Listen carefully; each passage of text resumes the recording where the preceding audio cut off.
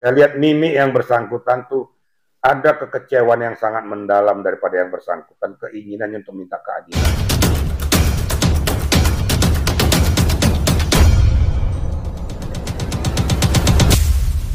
Nikita Mirzani menolak dibawa kembali ke rumah tahanan, usai Majelis Hakim Pengadilan Negeri Jakarta Selatan menutup persidangan. Nikita Mirzani meminta agar rekaman suara, yang berisikan dugaan adanya pengkondisian jaksa penuntut umum dan hakim oleh keluarga Reza Gladys diputar. Nikita Mirzani merasa telah dikriminalisasi dalam kasus tersebut. Ketika pihak JPU ingin membawanya, Nikita tak mau beranjak dari tempat duduknya. Padahal saat itu Majelis Hakim sudah meninggalkan ruang sidang. Nikita kemudian mencari cara agar rekaman tersebut bisa diputar. Hingga akhirnya rekaman tersebut diputar melalui ponsel yang ditodongkan ke mikrofon. Suara rekaman tersebut tak terdengar begitu jelas, namun Nikita sempat membacakan ulang rekaman tersebut. Salah satu JPU kemudian mendatangi Nikita Mirzani, berusaha menahan kesabarannya. Dia meminta agar ibu anak tiga itu kooperatif.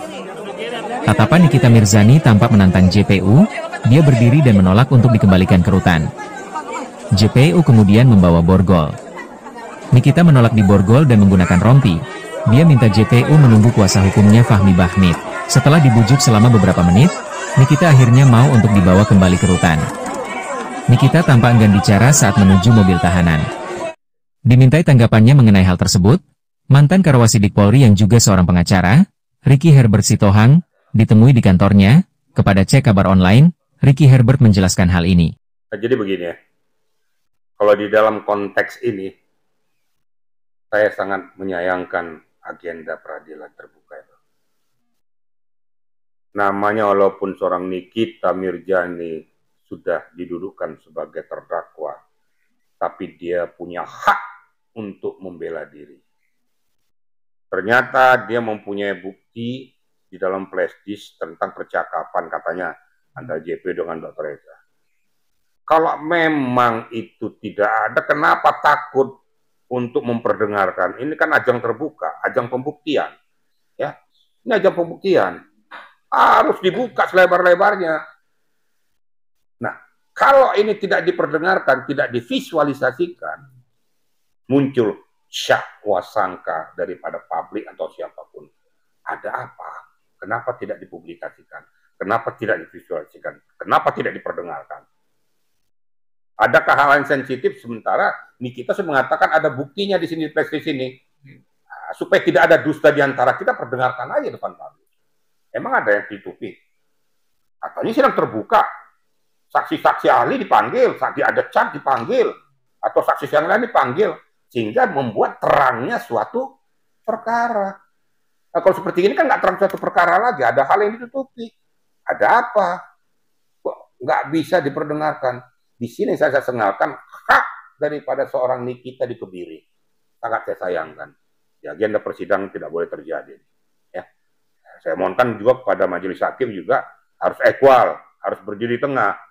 Apa landasannya tidak diperdengarkan? Ya. Adakah hal-hal tertentu? Nah, ini jadi pertanyaan daripada public citizen ataupun pemerhati hukum yang lain. Nah, saya harapkan pada Nikita pada sidang kelanjutannya minta itu. Saya tetap mau diperdengarkan isi daripada flash disk ini. Supaya hak saya sebagai seorang terdakwa yang dikebiri pada saat sekarang ini juga mendapatkan keadilan. Gitu loh. Kalau saya ngomong tak padanya aja gitu ya. Tapi untuk pertanyaan ada undang-undang untuk hak-haknya dia minta video itu untuk dipublish. Loh. Ingat nggak sidang terbuka? Undang-undang mana yang mengatur tidak boleh diperdengarkan?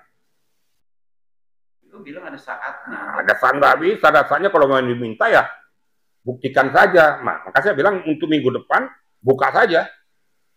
Pokoknya sepanjang itu tidak dibuka berarti ada yang ditutupi. Kan gitu. Itu kan hak daripada seorang Nikita.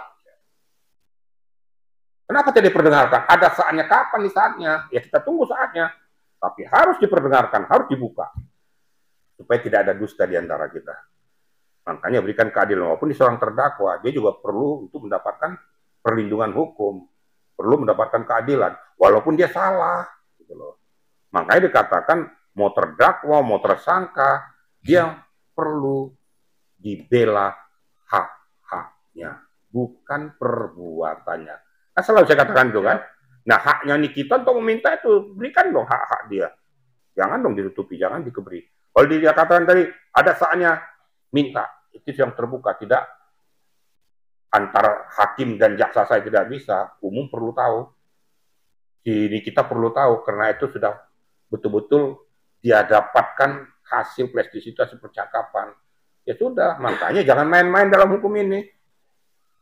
Karena apalagi sekarang dunia IT itu, makanya hati-hati gitu loh. Bicara hati-hati memang juga banyak pendapat soal itu. Kan hasil dari apa yang terbukti oleh Nikita Willy sebagai terdakwa untuk bisa dipublish. Tapi berbalik kalau itu cuma hanya alibi, kan hanya hoax, bisa hukuman lebih berat ya. Loh kan saya sudah katakan, Anda tahu isi daripada flash disk itu? Kan nggak tahu kan? Betul. Lah sudah, kalau nggak tahu perdengarkan saja. Kalau saya tidak merasa berbuat, kenapa mesti takut dibuka? Tapi berbalik bisa ya. Loh, kalau seandainya dibuka ternyata tuh hoax, ya kena. Ini kitanya. Sekarang siap nggak untuk itu? Nah makanya JPU juga kalau memang kau nggak merasa, kenapa mesti takut? Buka saja. Gitu loh. Kan ada kan keseimbangan kan? Kalau kau bikin hoax, kau kena sanksinya hukumnya. Tapi kalau ini benar, ya itu resiko. Makanya kalau mau meluruskan hukum, luruskan aja hukum itu. Jangan bermain-main dengan hukum itu. Kalau saya itu bicara di tengah-tengah aja, saya nggak pernah bicara membela. Pada saat saya katakan Reza salah, salah aja. Pada saat ini kita salah, saya bilang salah. Jadi saya hanya berdiri di tengah, karena saya nggak punya kepentingan. Tapi saya memberikan edukasi kepada masyarakat, inilah proses penegakan hukum yang benar. Supaya jangan disalahgunakan, jangan dimanfaatkan oleh orang tertentu, sehingga mengkebiri hukum yang benar. Ingat, seketika kita mengkebiri hukum itu, kita mengorbankan saksi korbannya. Dosa kita. Hanya kepentingan pribadi dan kelompok, korban yang meminta keadilan itu jadi kena dampaknya. Kita masih manusia beriman, kita masih manusia bertuhan, ya kita harus betul-betul pegang itu. Karma bisa terjadi pada saat kita merusak, mengkebiri korban yang harusnya kita lindungi. Hanya karena kepentingan saya, hanya kepentingan pribadi, atau hal-hal yang lain mengikat karena itu. Gitu kira-kira. Dari pelajaran bisa membaca, ini ada dugaan kejanggalan dalam proses persidangan ini. Saya tidak mengatakan ada dugaan kejanggalan, jangan kamu giring saya. Ya. Saya nggak tergiring. Saya pokoknya bahasa yang ngambang itu saya nggak mau. Yang saya katakan bahwa tidak layak, tidak pantas. Berpihakan lah, oke. Saya katakan keberpihakan juga tidak, tapi hak-hak daripada ini kita dikebiri di sini. Beda loh ya bahasa itu ya. Oke. Jadi kalau nanti saya bilang keberpihakan, seolah-olah sudah hukum ini berat sebelah. Tapi kalau saya katakan hak daripada Nikita tidak diberikan, itu sah secara hukum. Makanya jangan lakukan lagi, ini ada saat tertentu. Mau saat tertentu kapanpun buka itu, karena sudah dimunculkan. Karena dua dampak. Kalau memang ini hoax, ya di kita kena. Tapi kalau benar, ya resiko. Kenapa dilakukan itu? Paham kan? Nah, jadi kenapa nggak dibuka? Buka aja lah. Tulis isi sebelum dibuka tuh. Agar ada transparansi dan tidak ada dusta di antara kita. Mari sama-sama kita perdengarkan. Mari sama-sama kita lihat dan visualisasikan. Sehingga tegaknya hukum betul-betul berdiri tegak.